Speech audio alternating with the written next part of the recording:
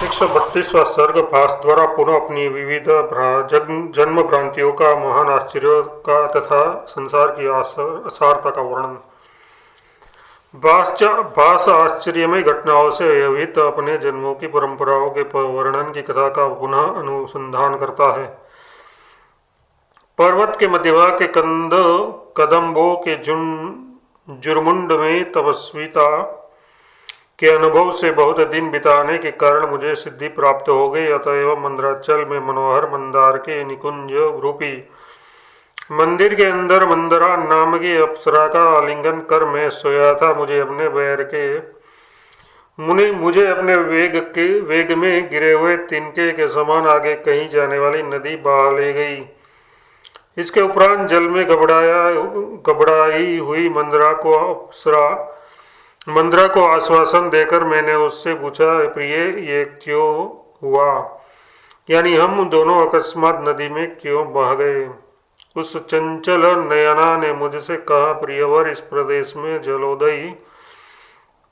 प्रदेश में चंद्रोदय होने पर चंद्रकांत मणियां पर्वत के मध्य भागों से निकलती हुई ये नदियां चंद्रकांत मणियों से निकले हुए जल स्रोतों से वैसे ही मतवाली हो जाती है जैसे कि रात्रि के समय अपने प्रियतम के साथ स्त्रियां काम वासना से मतवाली हो जाती है।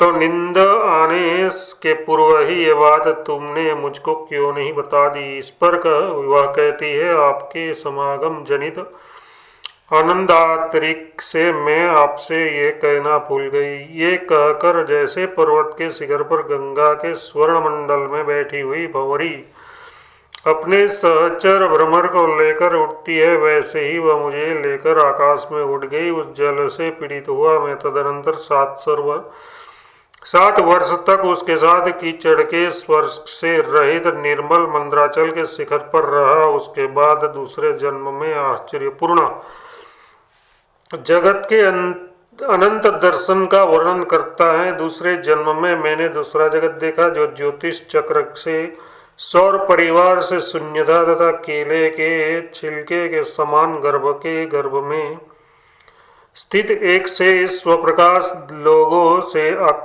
आकीर्ण था। तो वहां पर लौकिक और वैदिक व्यवहार कैसे चलता था, इस प्रश्न पर कहता है, उसके बाद मैंने अपने ही से प्रकाशमान वैसा जगत देखा। वहां पर न तो पूर्व पश्चिम आदि दिशाओं का भेद था, न दिन थे, न मर्यादा स्थापक शास्त्र ही थे, न वेदवाद थे और न दैत्य आदि सूर आदि विभेद भी था। तदनंतर दूसरे जन्म का वृत्तांत कहता है। समुद्र तट के निकटवर्ती विद्याधर और देवताओं के विहार के लिए विमानों की भूमि रूप गगन चुंबी पर्वतों के मध्य भाग में अमर सोम नाम का निर्द्वंद गंधर्व में 14 वर्ष तक तपस्वी हुआ। तदनुपरांत में अग्निदेव के वर्ष के प्रभाव से जगत में चारों ओर अविद्या को देखने की इच्छा कर पवन के समान लगातार गमन युक्त क्रम और सन्निवेश वाले रंग बिरंगे अच्छी जाति के घोड़े और मेघों के समान आकार वाले लोगों से तथा हाथी मृग सिंह वृक्ष और लताओं से एवं अनन्य मृग पर्वत सर्पों और पक्षियों से व्याप्त अनंत कोश वाले आकाश में पृथ्वी से जाकर गरुड़ के समान वेग से आगे बढ़ा। कहीं पर मैं जगत से निकलकर एकमात्र महार्णव के समान विस्तृत आकाश में गिरा। वहां पर निवास करने वाले के तुल्य नक्षत्र समूह में बांधकर मैंने दिन रात मास ऋतु आदि समय का अनुभव किया तथा दिशाओं में पतन का गमन का भी अनुभव किया। पूर्वोक्त प्रकार से आकाश कोश में गमन का अनुभव करना ही मेरी एकमात्र वृत्ति थी तथा चिरकाल के गमन से मैं थक कर चूर हो गया था। यतः एवं इसके बाद निंद्रा देवी ने मेरे हृदय पर अड्डा जमाया। उस प्रकार के यानी सब लोगों में प्रसिद्ध सुसुप्ति शरीर को लेकर स्थित हुई। मुझे उसके बाद स्वप्नात्मक जागृत में अपने अंदर ही सारा विश्व प्राप्त हुआ। वहां पर भी पुनः दिगंत पुनः दिगंत भुवन आदि गमन वश प्राप्त हुए चंचलता से मैं वैसे ही चंचल बन गया जैसे कि जिसमें वायु का वेग क्षीण न हुआ हो। उस लता द्वारा पक्षी चंचल बनाया जाता है, उक्त चंचलता को प्राप्त हुआ मैं पूर्व संकल्पित दृश्य परिच्छेदन रूप जगत गुफाओं में गिरा चक्षु जहाँ तक विषयासा विस्तृत है तहाँ तक मैं एक क्षण में चला गया। फिर उसी प्रकार देखता हुआ विषय दर्शन के कौतुक से फिर दृश्य को प्राप्त हुआ। इस प्रकार जागृत अवस्था में और स्वप्नावस्था में दृश्य और अदृश्य विषय के उद्वेश से गम्य और अगम्य देश को वेग से लांद रहे मेरे वर्ष बहुत बीत गए, किंतु दृश्यनात्मक अविद्या का अंत मुझे वैसे ही नहीं मिला जैसे कि मिथ्या ही हृदय में जमी हुई पिशाची का अंत बालक को प्राप्त नहीं होता है।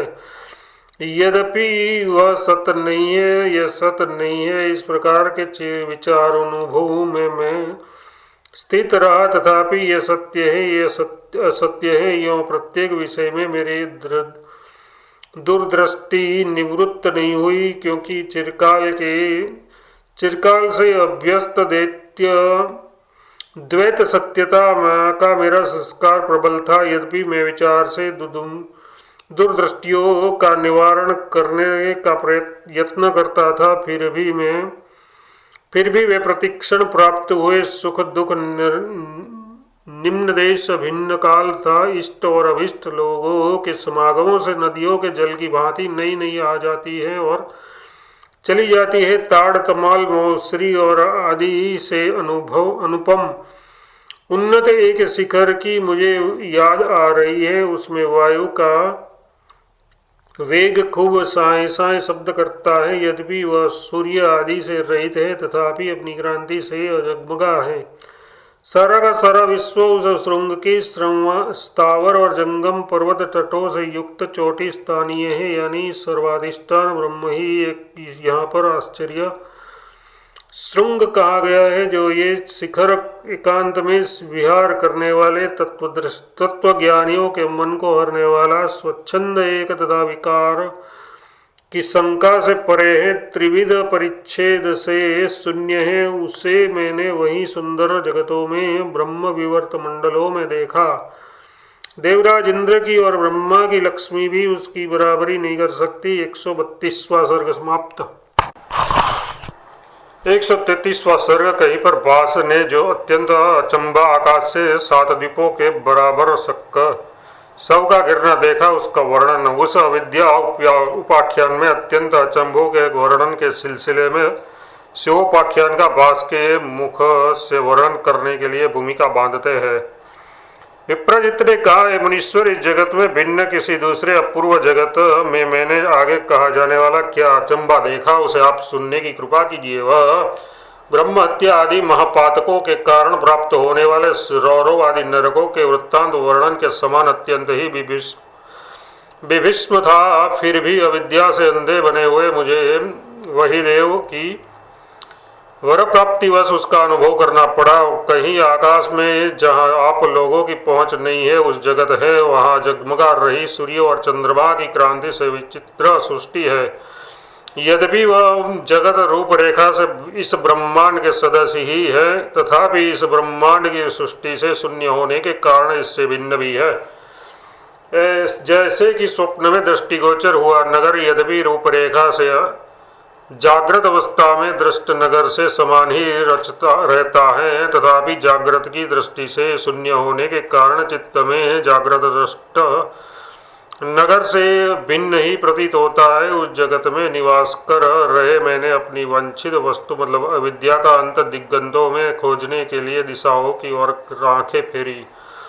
दिशाओं में कौतुक देखने के लिए जिन्हों की मैं वृत्ति जो ही मैं प्रवृत्त हुआ, त्यों ही मैंने पृथ्वी पर भंवरों के झुंड की नाई काली काली पहाड़ सी बड़ी छाया घूमती दिखी।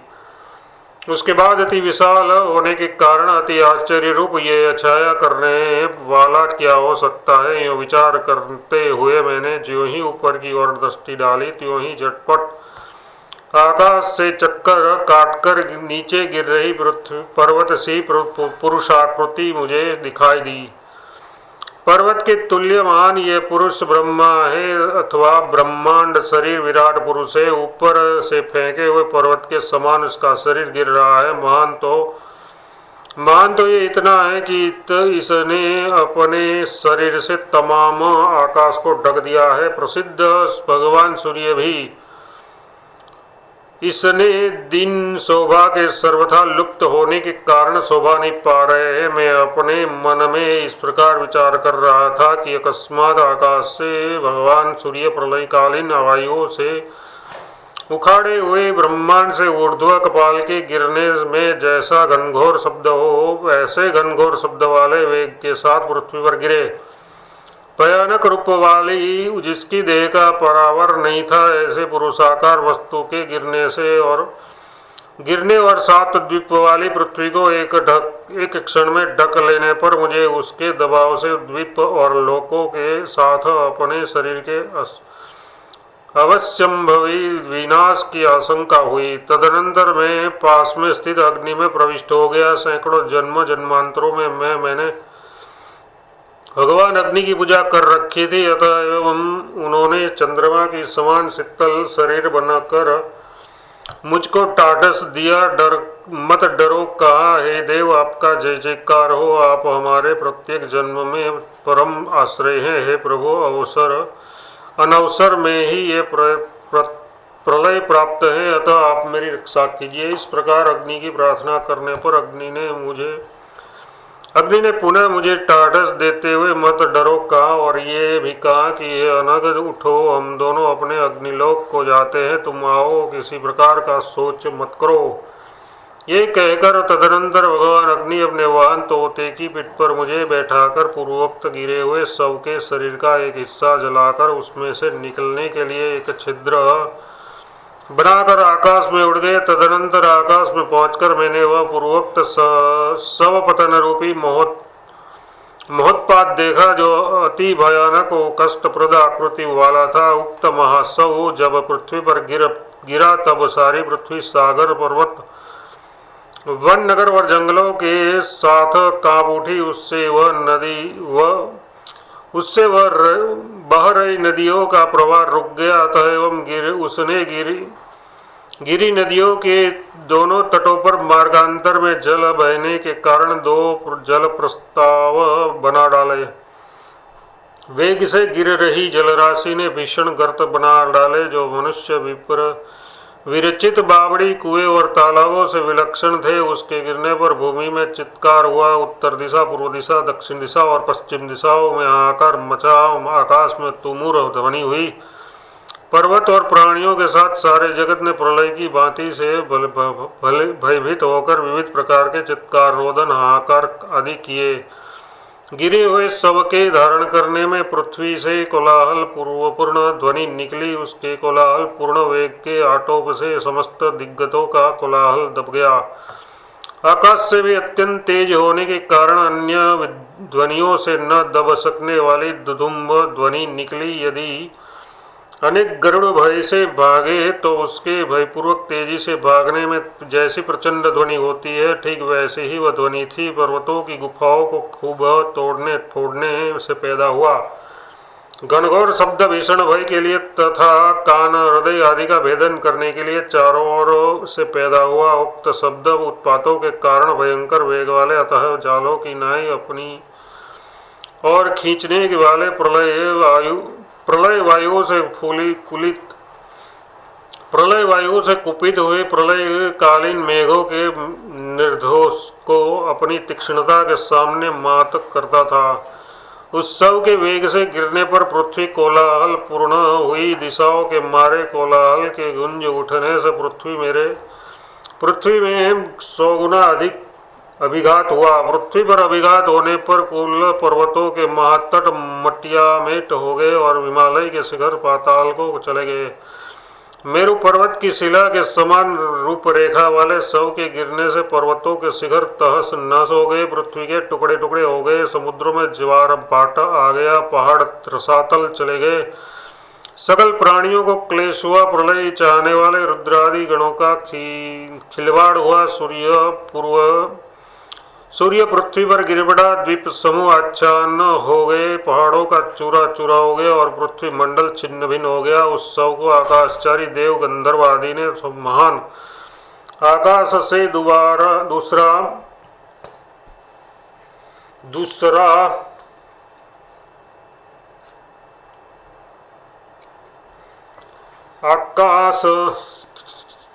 से आकाश से सूर्य कैसे गिरा और पर्वत वन और जल दी सहित भूतल में ये क्यों नहीं समाता है। भगवान अग्नि ने कहा, वत्स, जब तक सब के गिरने से उत्पन्न हुआ उत्पाद पूर्ण रूप से शांत नहीं हो जाता, तब तक त्वरा का त्याग कर तुम क्षण भर प्रतीक्षा करो, उसके बाद मैं तुमसे सब कहूँगा। इसके पश्चात अग्निदेव ऐसा कह ही रहे थे कि दसों दिशाओं से उस जगतों की जाति वाले आकाशचारी सिद्ध साध्य अप्सराय दैत्य गंधर्व नाग किन्नर और ऋषि मुनि षोडश मातर यज्ञ पितर देवता आदि आ गए। उन सब की वेशभूषा आकाशोत्पन्न थी। उस आकाशचारी सिद्ध आदि ने भक्ति से सिर नवाकर शरीर झुकाकर रक्षा करने में समर्थ सर्वेश्वरी कालरात्रि देवी की स्तुति की। आकाशचारियों ने कहा, जो देवी महाप्रलय में संहार को प्राप्त भगवान ब्रह्मा जी की कपिल जटाओं को अपने खड्वांग की चोटी पर बांधकर अपने वृक्षस्थल में दैत्यों के मस्तकों की माला बनाकर गरुड़ के पंखों से मुकुट बनाकर तथा समस्त प्राणियों का संहार कर पर्वत भूतल पर इस जगत का पान करती है, इस प्रकार सारे जगत का ध्वंस करने पर भी जिसे तनिक भी दोष से स्पर्श नहीं होता एवं ज्यों की त्यों शुद्ध चिन्मात्र स्वभाव है, हम लोगों पर अनुग्रह करने के लिए शरीर धारण करने वाली वह देवी अवश्य पालन करने योग्य हम लोगों का पालन करे। इस 133वां सर्ग।